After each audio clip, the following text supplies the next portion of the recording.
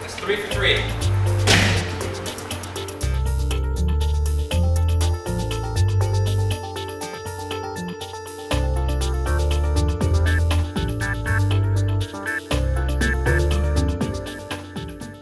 Okay, the reason for this video is that Bailspeak is launching its totally renovated online bail enforcement future recovery store. We have a lot to cover, so I'm going to move very quickly through this video. But before I do that, I wanted to share something with you that came up, and that has to do with these keepers. Now, if you take a look, this keeper had actually broke.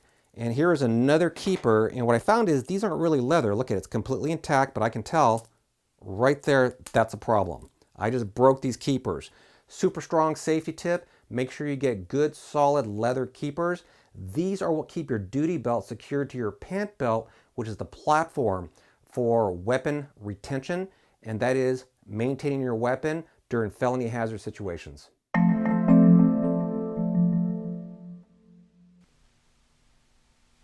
Exactly, and that's a point that's often overlooked in the bail fugitive recovery community. The number one aspect of the justifiable use of force to make an arrest is simple. Do you have the lawful right to make an arrest in the first place?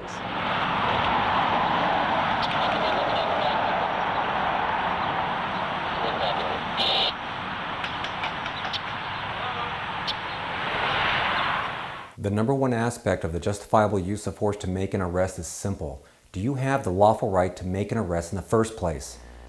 I've had an opportunity to study other instructional work presently available on the obscure subject of hunted wanted felony fugitives. And while I appreciate the concern and admire the enthusiasm of the person who generated those works, I thought to provide the fledgling bounty hunter with information that I would have wanted when entering into the field 12 years ago. Here we have a really rough example of multiple counties. Here we have county A, B, C, D, and E. Again, this has to do with shotgun marketing. Let's say, for example, you've got Agent 1 in this county, Agent 2, 3, 4, and 5. So what the 5 of you as a team are going to do... Hello? Hello? Hi.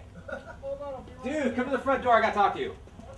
I estimate that other work spend about 90% of instructional time on investigation and approximately 10% of the time on making an arrest. Moreover, a true professional has more tools available than fancy high-flying head kicks that could result in criminal charges or civil liability.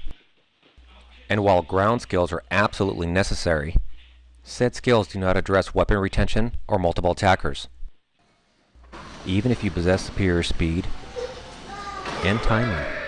This formula has its place since you can't get paid if you can't find your wanted bail fugitive. But at the same time, it is that 10% of the hunt where the serious trouble can develop.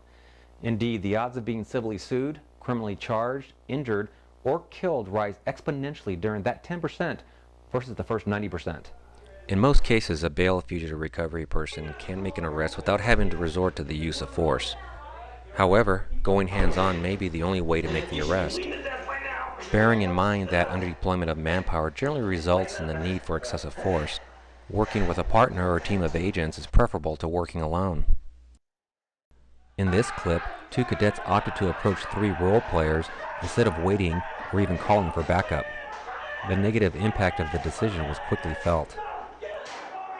You should always be sure to properly measure the situation that's before you, and as a result, never hesitate to call in backup. Hence, the purpose of this instructional series is to help you stay safe while you build your bail fugitive recovery reputation within the bail bond community.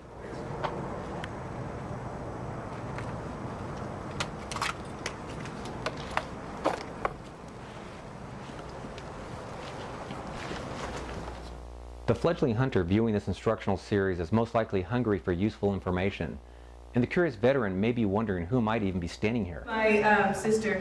Okay, so your sister, do you live here? No, we don't live here. He's gone, so we're house sitting. Oh, okay. Is there any...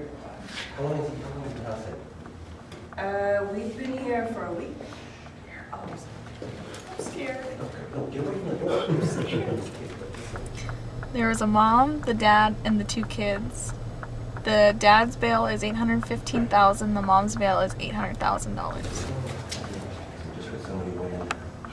So open the door, we'll check it out, make sure there's nobody in there. Can you open it? Okay. I'm scared. Simply put, I've been hunting wanted felony fugitives since 1992. But for the moment, let's go back a little further. Taser! Taser! Taser! Ah! Stop! Stop! Stop! Ah! Oh! Stay there. Stay there. Early in my law enforcement career, I was taught to document every incident, and more importantly, to keep copies of every incident. For example, this folder contains over 100 use of force incidents during my law enforcement career. In short, I have literally handcuffed hundreds of compliant and non-compliant men and women during law enforcement duties predating my first bail fugitive arrest. Okay.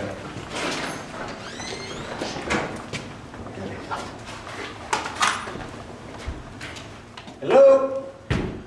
Hello? And in over 12 years of bail fugitive recovery work, I have never been arrested, civilly sued, criminally charged, seriously injured, and my systematic approach to liability-free bail fugitive recovery is now being revealed through the material available only on the www.uenforcebail.com website. Right behind you.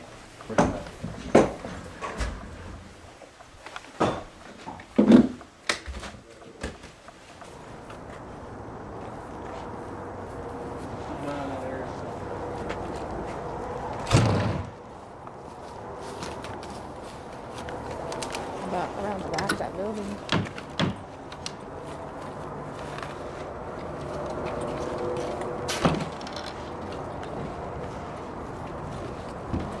To further illustrate my point, why don't you take a walk with me?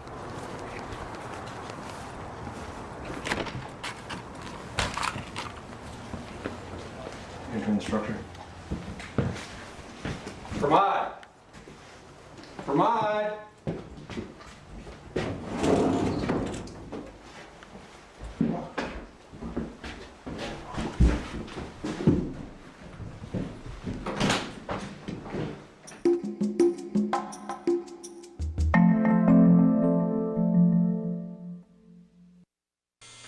The object of bail is the guarantee that a defendant complies with the orders of the court or courts holding jurisdiction concerning the accused.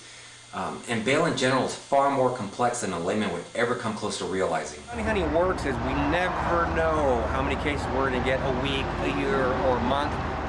My maximum caseload is 24 what I call capers at any one time. What that means is I do not take on more than 24 cases at one time. The reason being is most of these capers that come in, they're finite, they're time sensitive. What that means is a bail agent will sit on a case for 5 months to a year, and then all of a sudden it's an emergency. I have to drop everything that I'm doing, and I only have a week or two to work some of these capers, which means if I have 24, I don't have time for surveillance. I have to work fast. The way that I work these cases is I rule out, I deny, I rule out, I deny, I chase, I harry. I do not give these bail jumpers a chance to wait. Now, because of this, I could be working 5 cases at one time. I could be working 1 case a month. I also get these cases taken care of, adjudicated, if you will, in court. I stand up in court on legal papers that I've drafted, and I argue against trained attorneys in front of a judge, and I get these cases off like that as well. So I will either catch a bail jumper, force him to self-surrender, get it off in court. One way or the other, that case is getting closed. Taser! Taser! Taser! Go ahead and lay him down, lay him down. There you go, just stay down, stay down. My case closure rate since 2000 has been 100%. I have not missed.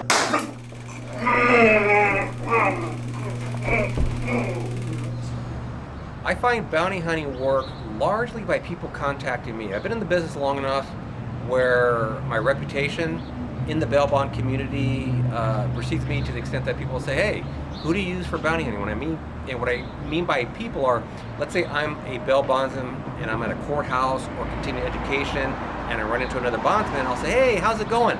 Who do you use for bounty hunting? And then that person will tell me, that person then will call, or I will then call the bounty hunter referred to by the other bail agent. It's largely word of mouth. It has a lot to do with reputation. Oh my Yeah, gosh. excuse me, ma'am. What's in the back seat? A baby? What? What's in the back seat? Oh my God. You know you got a child with you, right?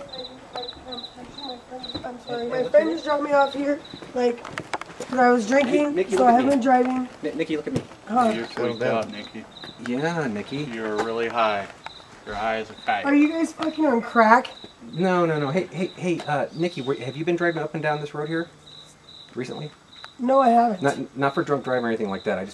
Because we're looking for a Cavalier. For what? Because somebody we're looking for is driving a Cavalier. This is your child here? This is my son. Anyways, what I was gonna say was my friend just dropped me off here, like, maybe like 45 minutes ago, just dropped me up here. Anyways, I was gonna see if my friend Jade would drive me home because I've been drinking, Yeah. so I'm not driving. Right. The kid. Why is there so many of you guys up here?